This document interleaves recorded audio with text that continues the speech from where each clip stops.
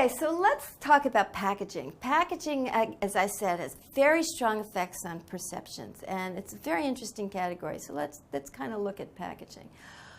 We started learning a lot about packaging here in the U.S. in the 1930s. And what happened in the 1930s was that the grocery store was moving from the person behind the counter, where you would go to a grocer, or you'd go to a butcher or a bakery, and you talk to somebody behind the counter. And they were moving to self-service supermarkets, so that the consumers were going to go up and down the aisles of the supermarket by themselves and pick out products without any help.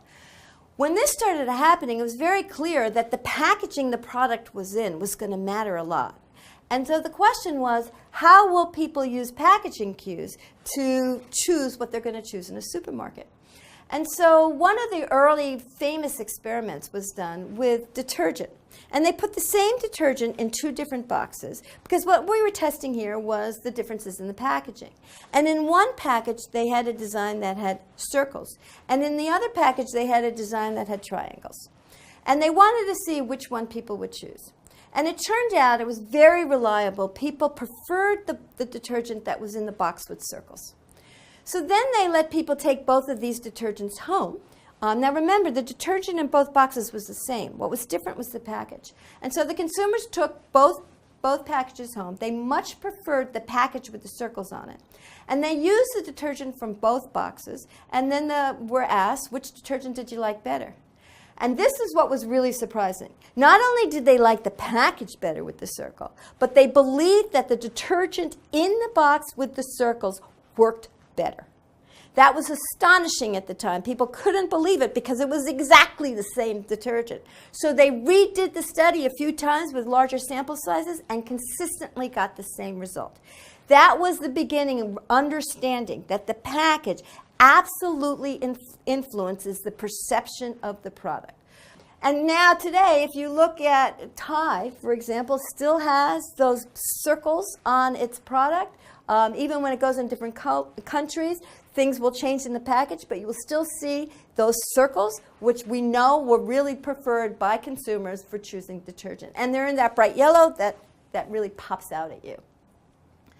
So packaging is very interesting because it can influence at the point of purchase. It helps you choose what you're going to choose. But as these experiments showed you, it continues to have an influence at the point of consumption.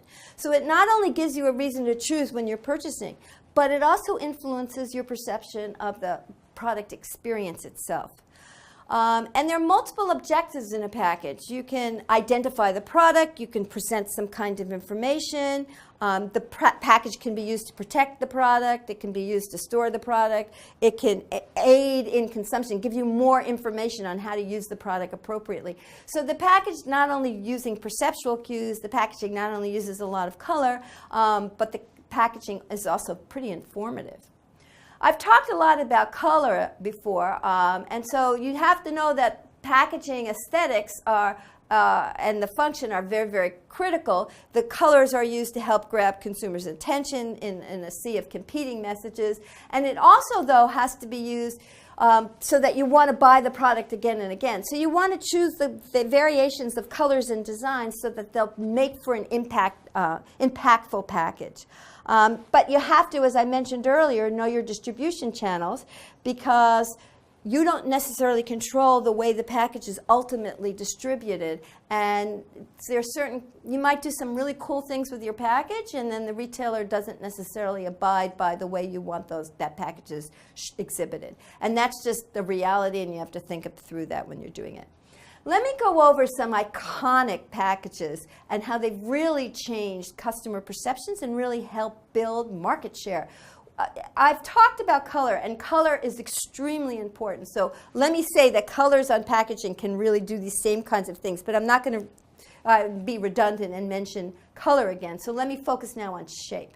So one of the new products that came out, Calvin Klein came out a number of years ago, tens of years, decades ago, I think actually. It was one of the first products that came out with a fragrance that was designed for both men and women. It was unusual in that case. And a lot of the ads showed, were very designy ads, and they showed models that the gender was kind of ambiguous.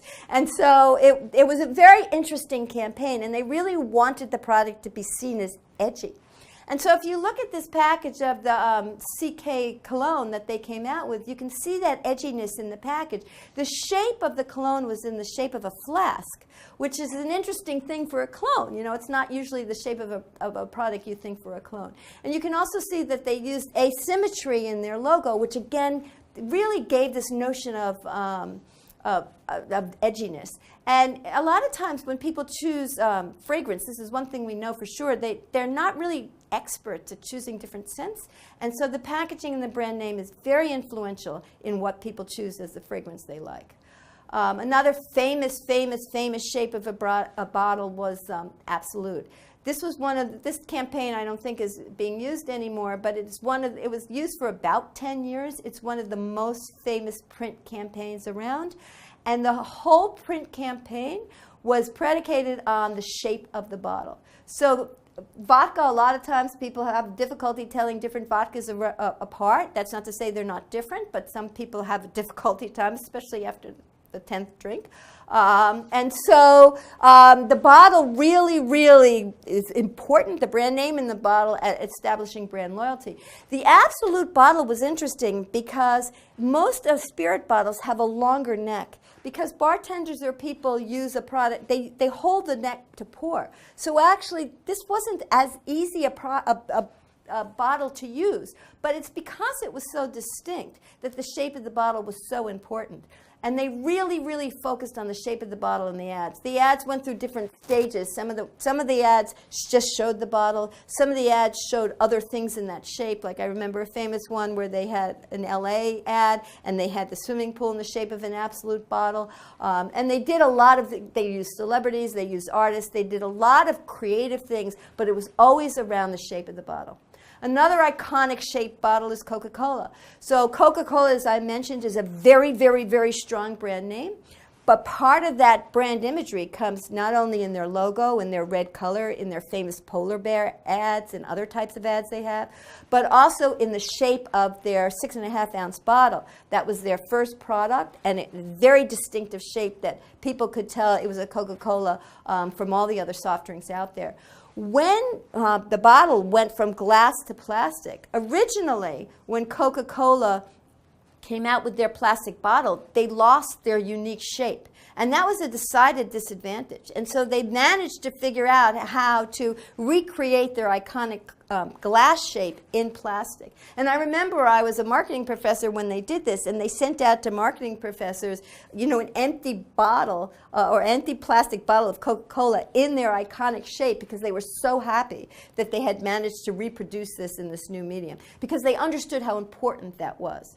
And another very famous bottle, of course, is the Heinz ketchup bottle. I've been told this is in the Smithsonian. I'm not sure that's true, but it could be, because it's a museum piece. People recognize the quality of the ketchup because of the shape of the bottle. And this, again, kind of like the Absolute bottle, is pretty interesting, because that shape in that glass bottle makes it difficult to get the ketchup out of. So it's not even a product that helps the product, you know, use the product. It actually gets in the way of using the product, and yet still it really defined the quality of that ketchup by the shape of the bottle.